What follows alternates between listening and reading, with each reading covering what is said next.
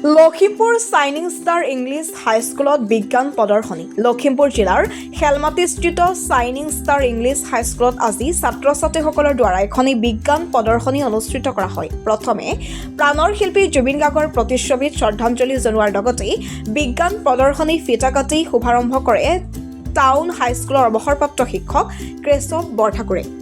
এই অনুষ্ঠানতে বান্ধৌ বঙালী আদৰ্শ জাতীয় বিদ্যালয়ৰ অধ্যক্ষ ইয়াছুদ্দিন আহমেদ, লখিমপুৰ সংগীত কাননৰ অধ্যক্ষ দেৱদত্ত, PNGB বিদ্যালয়ৰ তাৰা চেত্ৰীৰ লগতে বহুকেইজন গণ্যমান্য ব্যক্তি ছাত্ৰ ছাত্ৰীসকল যাতে বিজ্ঞানৰ প্ৰতি বেছি আকৃষ্ট হয় তাৰ বাবে এই পদক্ষেপ গ্ৰহণ কৰে বিদ্যালয়খনে।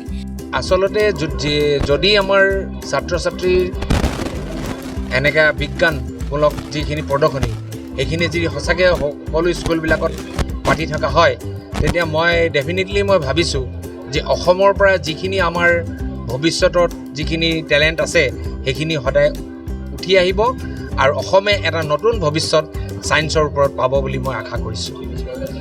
বেনিফিটটো মানে ইহঁতৰ এইটো বেনিফিট কিউৰিয়চিটিটো বাঢ়িব, ইহঁতৰ আৰু কিবা জানিবলৈ ইচ্ছুক হ'ব যে এইবিলাক বস্তুটো হৈছে কিয় হৈছে, তাৰ কাৰণ কি হৈ আছে আৰু সিহঁতে নতুন কিবা ডেভেলপ কৰিবলৈ বিচাৰিব। বিদ্যালয়খনৰ অধ্যক্ষ সোনাউল্লাহ খণ্ডকাৰে এই বিজ্ঞানৰ জৰিয়তে অসমে এটা নতুন গতি ল'ব বুলি আশা কৰিব পাৰি বুলি জানিবলৈ দিয়ে।